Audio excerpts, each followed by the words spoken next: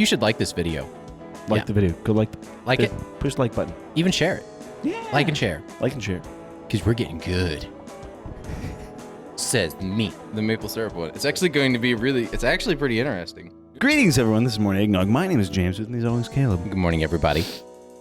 So, Caleb, have you ever bought a toy for your children and then it turned out to be weird or annoying and made a lot of noise?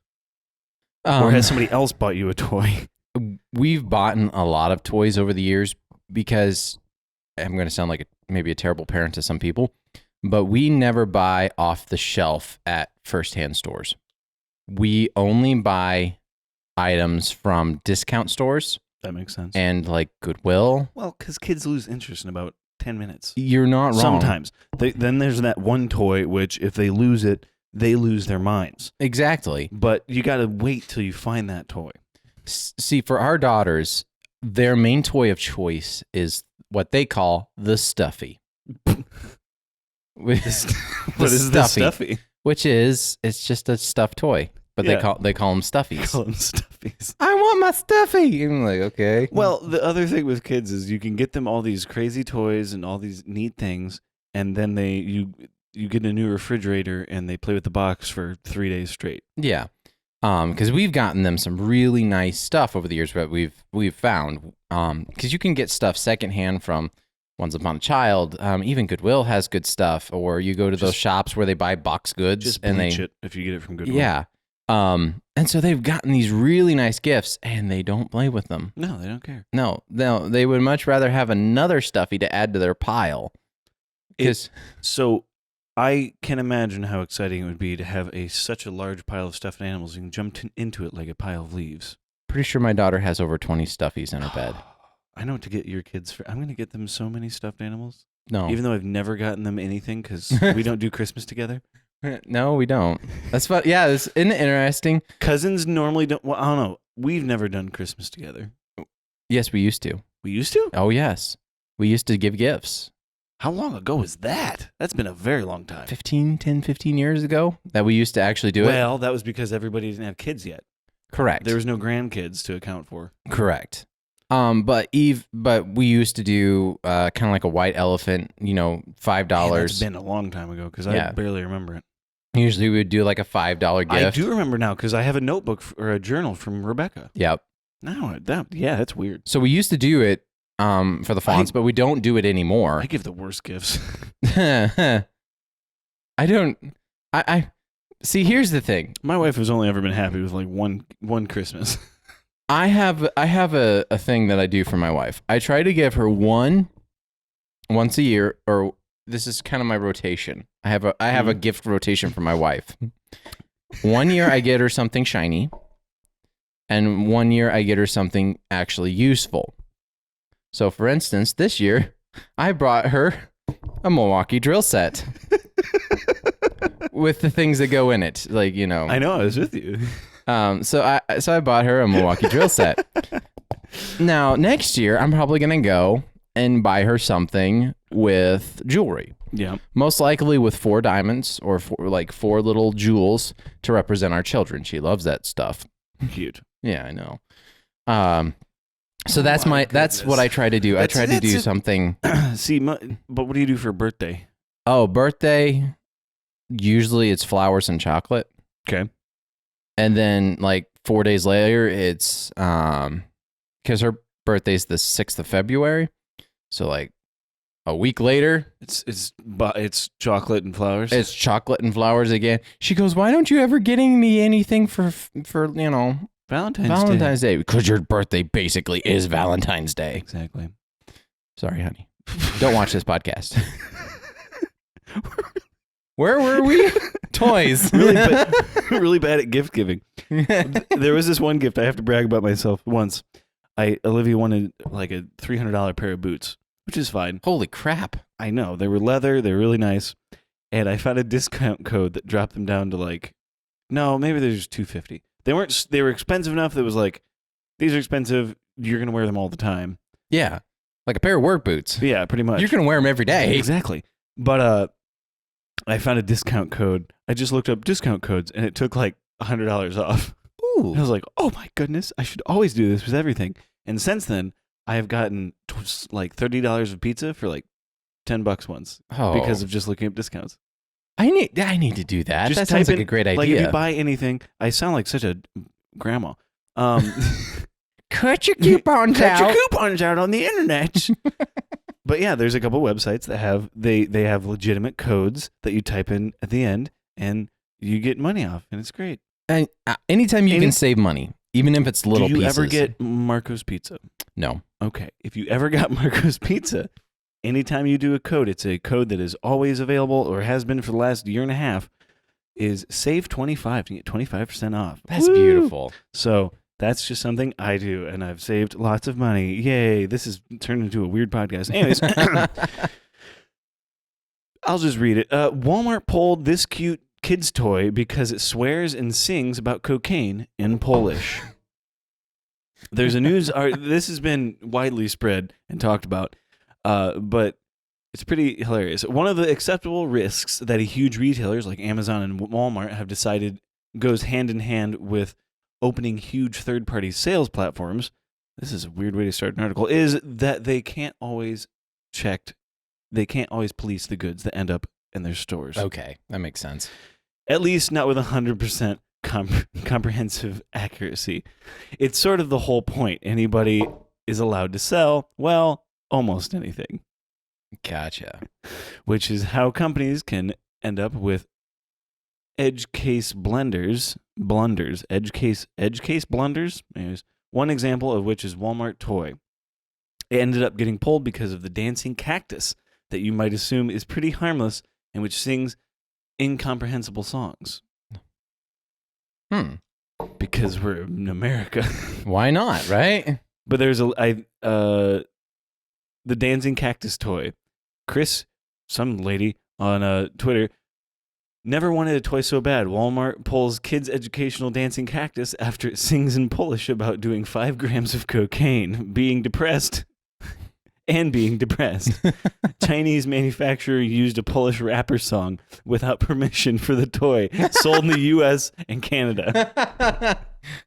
Oh, God bless China. You can actually find a ton of funny tweets joking about that. I looked up a couple of videos, and there's a lady. They're like, "So, is this worth buying?" And I don't know if it's satire or not. I didn't watch all of the videos, but if you type in "dancing cactus" on YouTube, it comes up with a news story talking about it. But I don't know how they missed this. Do they have nobody that speaks Polish? Probably not. It just sounds like a little dancing toy. The only thing, the children's English translation for the lyrics to the toy song, "Where the white L ends," E-L-L-E-E-L, the only thing in my head is 5 grams of cocaine, fly away alone to the edge of oblivion. Not exactly something you want little Timmy knowing after unwrapping it on Christmas Day. Or if your grandmother, who lives in Ontario, Canada, and who happens to speak Polish, you definitely would feel shocked after buying the toy for your unsuspecting granddaughter. Oh, gosh. The top 10 Christmas gifts of 2021 for kids. So that's it is now a rare item because they're no longer selling it in stores. Because everybody would definitely buy that now. All the adults would definitely buy it. Yeah, it's kind of like when they did the Breaking Bad at Toys R Us. Oh, right. I forgot about that. Or they came with a little baggie of meth. It's just blue raspberry gushers. Yeah, that's what it is. Or Jolly Ranchers. I have never seen that show. I watched the entire thing. It was amazing. I can't watch it again. I found I can't watch dramas. I can only it loses its because you know what's coming, so therefore you don't need to watch it again. But it is the first time you watch it is an excellent show. It's very dark, very twisted, but it's very real. So it's never very seldom. I don't think it's ever too fantastical. Yeah. See, my wife is kind of blessed with this thing where she loses memory of movies she's watched. Like, so if she hasn't watched something in like 2 or 3 years, she can watch it again and be like, "What? Oh, that's amazing! What is that? Dude, that'd be sick to read the Harry Potter books again for the first time." Exactly. That was something I saw a tweet about. It was like, if only I could lose my memory and read and watch all the Harry Potter movies for the first time again. See, I'm kind of the opposite. I actually enjoy knowing what's coming next, because especially in depending on what it is. But yes, I totally agree. Especially in the first book. Except I cannot. Yeah, sorry, continue. I get super excited about because I know Harry. I know that not Harry. Oh, but see, I love her. I can't. It hurts me every time. It makes me so mad. I know, but that's what makes her a great character. And what's even worse is she doesn't die in the books. That sounds terrible. This sounds dark. It does sound really terrible. She doesn't die. No. I forgot she doesn't die. Does she die in the movie? No, she doesn't. Screw you, J.K. Rowling. You actually have to go into Potter history to find out what actually happens to her. What happens to her? I believe she gets a lifetime sentence to Azkaban. Ah, there we go. That's better. Life is good now.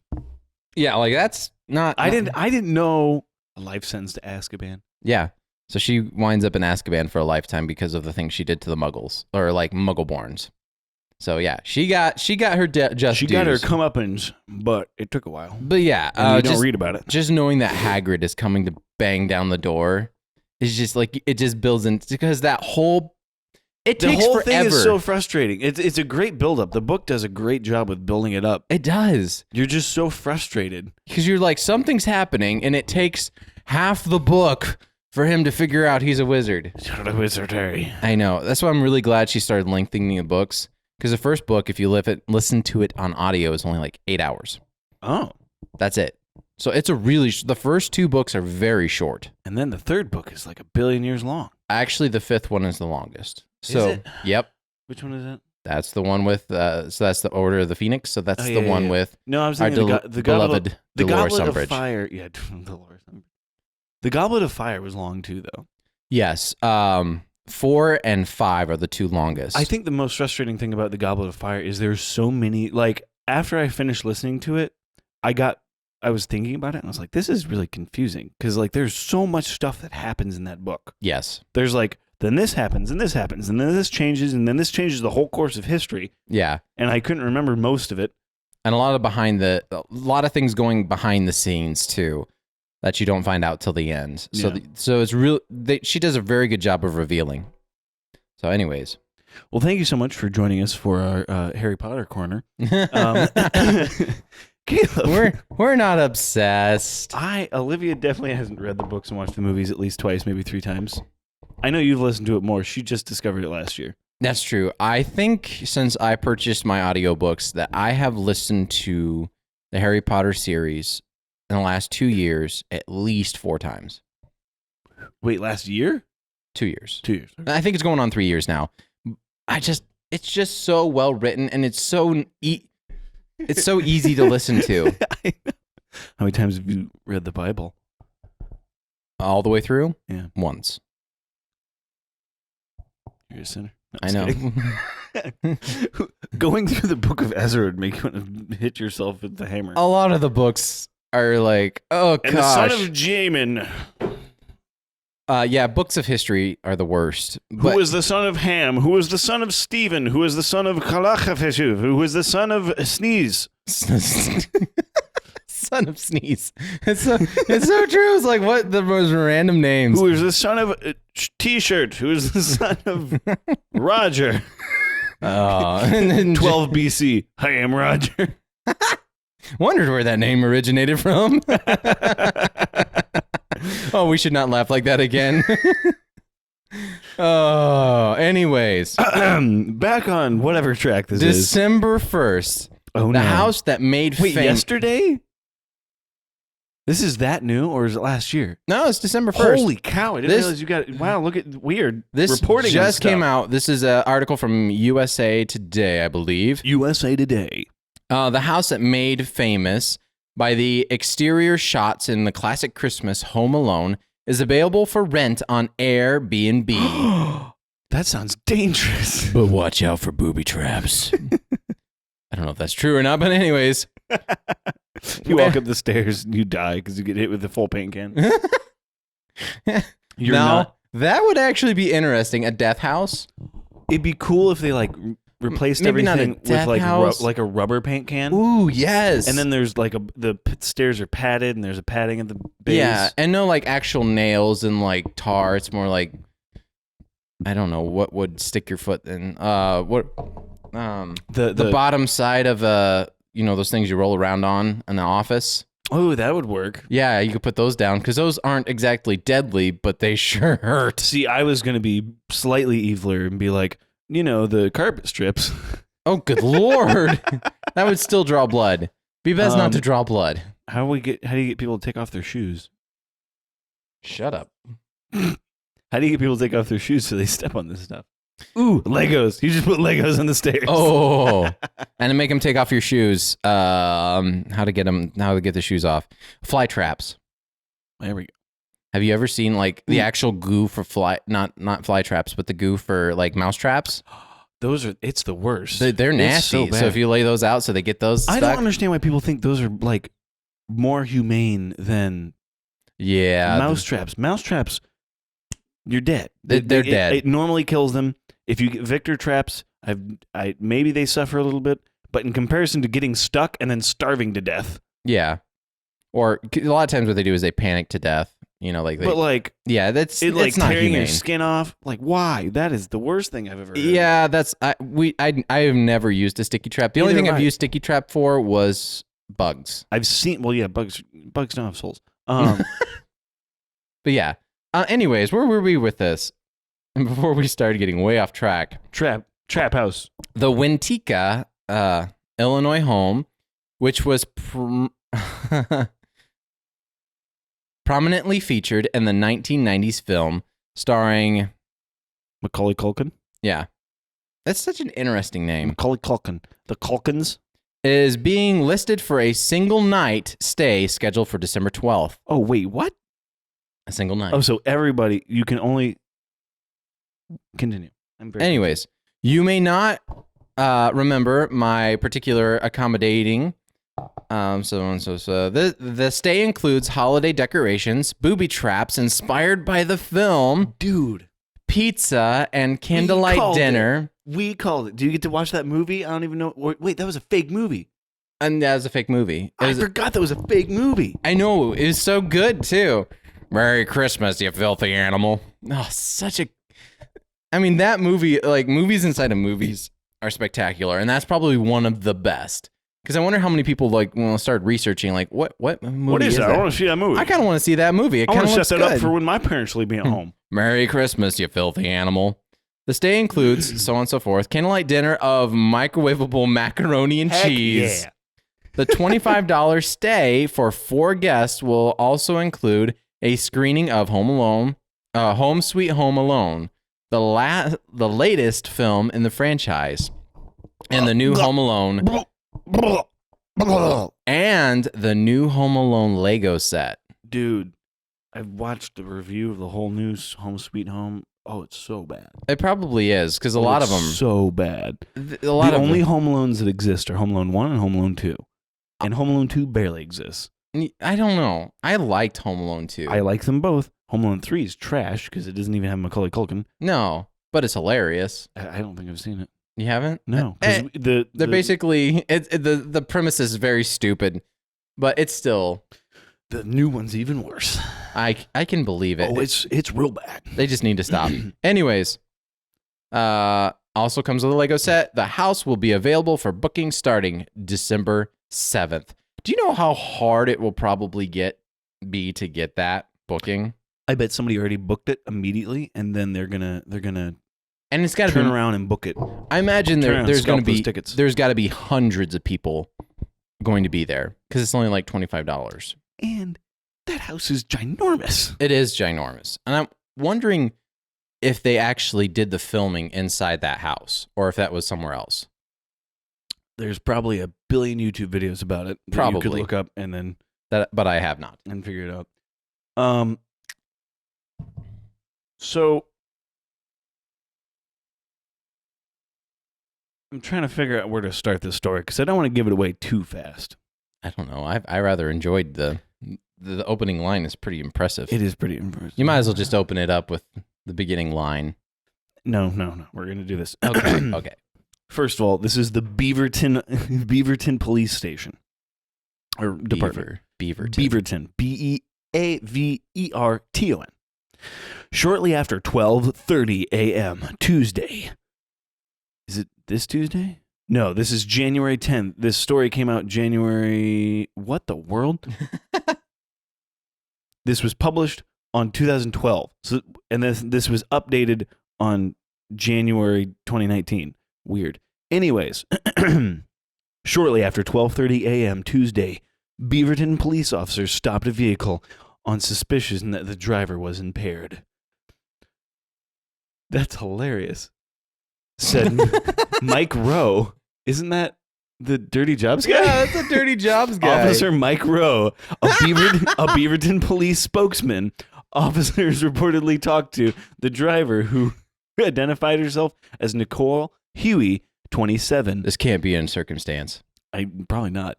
And found that she... Sorry. 27 of this town, and that she was found to have a hamster on her lap when she was pulled over. Now that would make you very impaired. If you're driving and the hamster's biting you as you're driving around, ouch, ooh, ah. Yeah, having a rodent in the vehicle while you're trying to drive while intoxicated. The hamster, whose name is unknown, was loose inside the vehicle. That's a weird name. and was the only... Gosh dang it, it's dad jokes.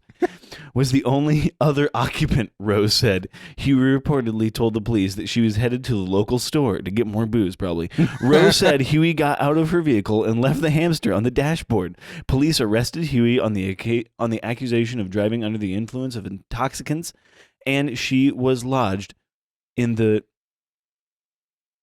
Oh, that's weird. So it says in the... And then it says in blue tiny little letters, jail. Yeah, that's weird. That way you can click on it and go over. Washington County Jail. Who doesn't need a link to the local jail? That weirded me out because I was like, why? In the... Neither Huey nor the hamster were injured during the incident. Huey, Rose said, told police that she didn't have anyone that could get the hamster, so they should just kill it. Just kill the hamster. Police told her that the pet would not be harmed and that they would take it to a safe location. Oh my gosh. It took 3 officers to capture the furry little passenger. Rowe wrote on the department's Facebook page, it appeared that the hamster wanted to stay in the vehicle and put up a good fight trying to avoid capture. An officer created a container for the animal from an evidence tube and safely transported the hamster to the police station, to the emergency veterinary clinic. Rose said gave Huey contact information for the clinic, and she claimed her pet later that morning. That's spectacular. Driving by 3 police officers in a vehicle with the door shut, trying to capture a rodent. They didn't train. I didn't do any training for this. I didn't sign up for this crap. It's like a horror movie. It's like, where'd he go? We're paid by the hour, boys. Let's make this work. A lesson to learn from this incident, other than to not drink and drive, is that it is not safe to operate a motor vehicle with any type of animal on your lap, Rose said. Oh, gosh, for people needing to transport a hamster, Rao recommends placing the animal in a container for its safety. A padded ball. A padded little ball. Oh, my gosh. Oh, my. That story. That was spectacular. I love that story. It took 3 officers a while to catch the hamster. I want the dash cam footage. It's got to be out there. 2012. Did they? I don't know if they made. Oh, 2012? Well, they probably had dash cams, but I don't know if they had body cams. You're probably right. Dang it. Dang it. Could you imagine 3 guys? Oh, my gosh. 3 different angles. 3 different angles. It's a movie. Oh, that would have been so good. The lady steps up. I don't even know. My hamster isn't here, though. You should just kill it. It's got to be dash cam footage of that. Oh, my gosh. You guys killed my hamster. Just kill it. Oh. I'm so embarrassed. Oh, man, that would be... Why is that... I wish, things would keep My up with last time. two stories have been about police officers. No, your last story was about a police officer trying to catch a loose pig. Yeah, like capture a loose pig. That was a good one. Yeah, a police officer story. Like, if you go watch our last podcast, you can watch the video while we're recording of him lassoing the pig. Police get into some weird stuff. Well, because I had a lady. What happened to her? She called. Oh, she had a bat in her house, and she called 911. Yeah, they were very upset with her. But she said, no, this is an emergency. They said, this is an emergency. She said, no, this is an emergency. And they came out very disgruntled and got the bat out of her house. It's like, just get a tennis racket. Yeah, I've done that before. I don't like bats flying in my house. So what's worse is my dad has an air conditioner up in his office. Yeah. And we were taking it out one day after the long summer. And we grabbed something and we put it down. Or no, how did that work? We grabbed something furry and it started moving. And so we almost dropped the air conditioner. Mm-hmm. And it was a bat and it flew around. But it was winter, so it was like cold. So it was like, what is happening? I was hibernating. Yeah. And it fell down. I was like, oh my gosh. So we like scooped it up and like, I don't know what we did with it. Yeah. I but don't. It scared the living crap out of us because you grab something, it's furry. Yeah. It's kind of Air like conditioners are not furry. Yeah. It's kind of like when before I renovated our bathroom upstairs. Oh no. Bats would get into the house. And I mean, it wasn't too bad. I don't know what it is about bats flying, but it freaks me out. They don't fly like birds. They don't fly weird. normal. Anyways, so the first one I was able to get it outside and got it. Well, okay, done. And then one night I woke up and I had to go to the bathroom. Our bathroom was downstairs. So I go downstairs and I step on something soft and it squeaks and flutters. Oh no, because you're barefoot. And I couldn't. It's the middle of the night. And I couldn't see anything. And I about crapped my pants. Well, yeah, because you're about to go to the bathroom anyways. Yeah. Well, you about did it in your pants. About did it in my pants. And let's just say that particular one didn't survive, mainly because I stepped on it. But I about died.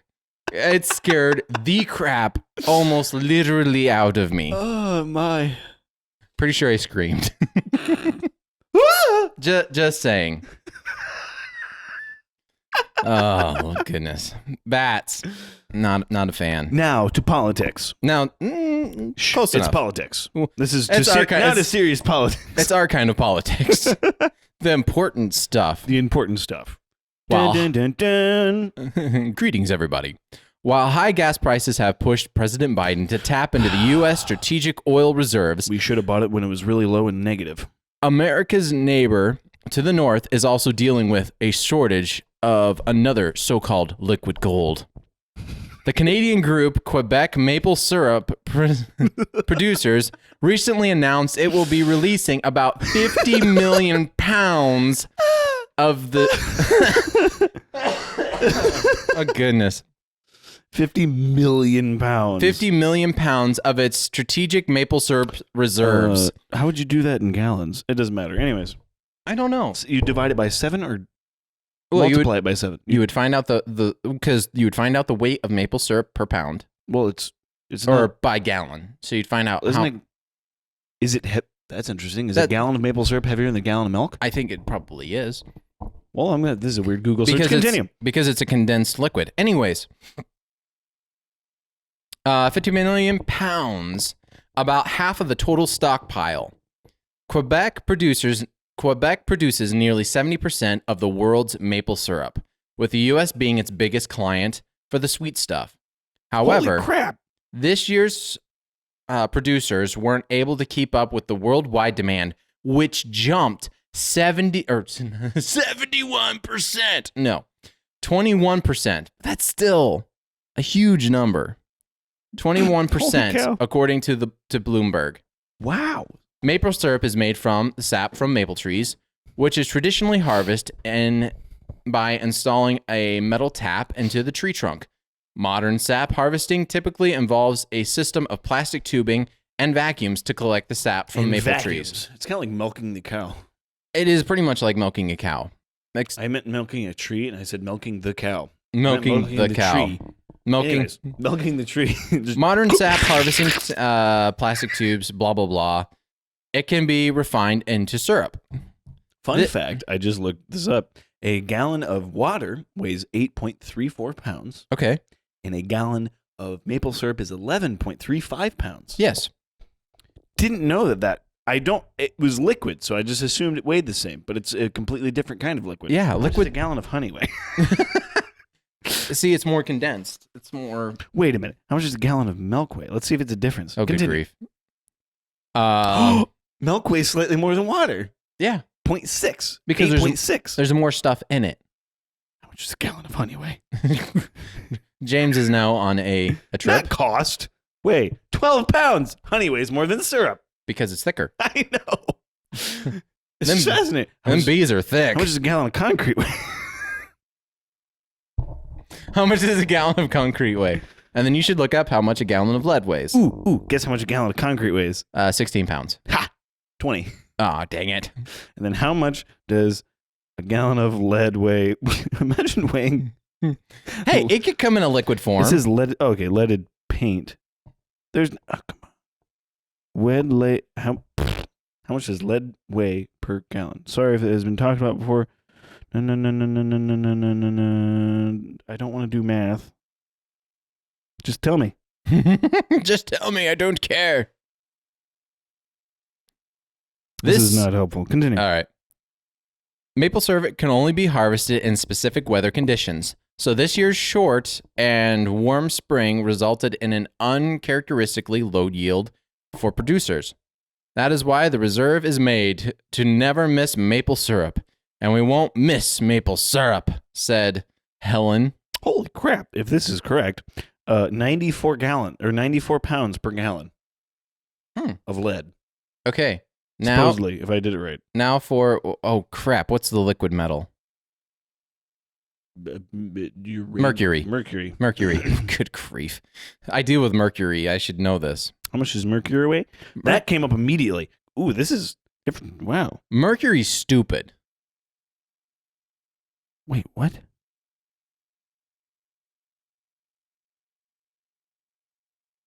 $112 pounds? Yeah.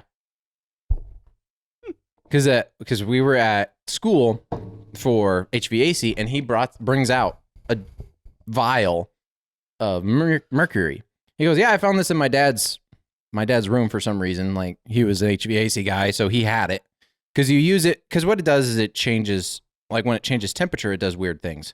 Yeah, because that's how the thermostats work. Yeah, thermostats work. The old school thermostats would work. So he brings it out and just hands it to us.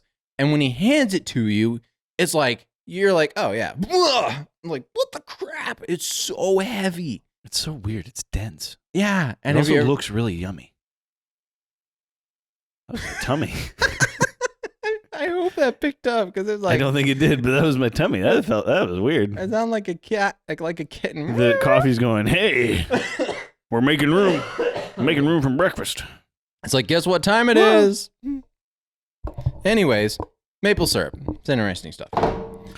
So that Canada we had to tap into our oil reserve, which has made gas prices spike because we should have bought it when gas was literally negative, where we could have gotten paid to buy gas and we could have made more storage units. And I don't know anything, so I'm probably wrong on this, but who knows? Anyways, meanwhile, Canada has a much bigger problem of they don't have any maple syrup to put on their pancakes. Well, actually, it's the Americans' fault.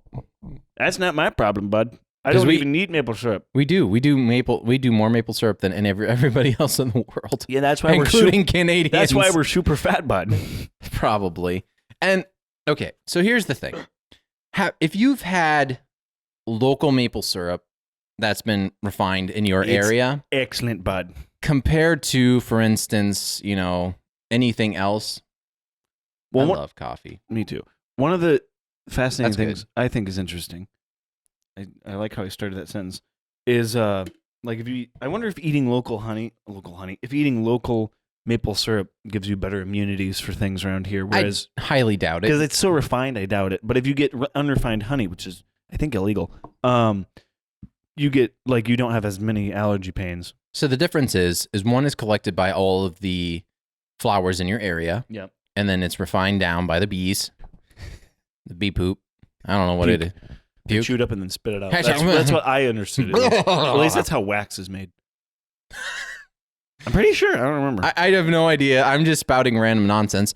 I do know about the flowers because they collect all the flowers and then they create it, which then if you're supposed to take like a tablespoon a day, and what it does is it helps with the allergens because it helps your body adapt to those flowers and things, so that way you can. That's why I ate a bunch of poison ivy. So I'm never gonna get poison ivy again. Yeah, I don't think I actually have just this year have gotten poison ivy. It's been years since I've gotten it.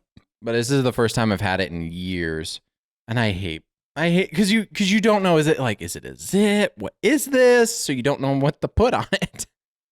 Okay, we're gonna take some L-lysine and we're gonna rub it with alcohol. There we go. That works. We're gonna kill whatever this is. I got stung by a bee walking in flip flops this summer, and I haven't been stung by a bee in so long. It was dead because I just was walking, and suddenly I was like, "Ow, my foot!" And there was a giant red mark on the top of my foot. There was no bees anywhere. I didn't even see one fly around. So I don't know where it came from, but I did know that if you use Arm & Hammer baking soda, that's what it's called, and then mix it up with water and make it a paste, it'll do something.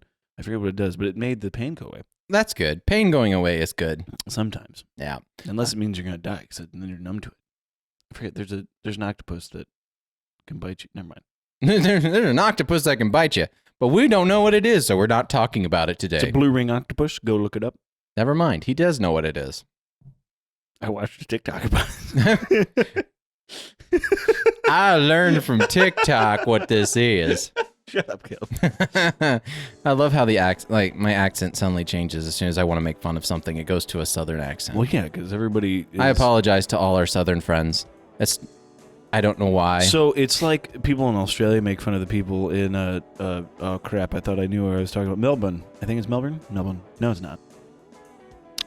Anyways, they have their rednecks and we have our rednecks, and we make fun of our rednecks because there are some rednecks who are rednecks and they're real bad rednecks. And then we have people who just have a funny accent. Yeah. Yep. I'm out of stuff. So am I too. So thanks so much for joining us. Be sure to check us out on Spotify, iTunes, Google Play, and Podbean. If you want to message us on Facebook or Instagram, you can do that to give us a green screen background if you have a topic, or if you want to be on the podcast, or if you know someone who should be on the podcast, you can email us at morningeggnog@gmail.com. So have a wonderful morning, noon, and night if you're watching at night. This comes out at 6 in the morning. What are you doing? You should watch it when it first comes out, and then watch it again at night. So I guess, yeah. You should watch it all 3 times I mentioned, morning, noon, and night. Anyways, thanks so much for joining us. See ya.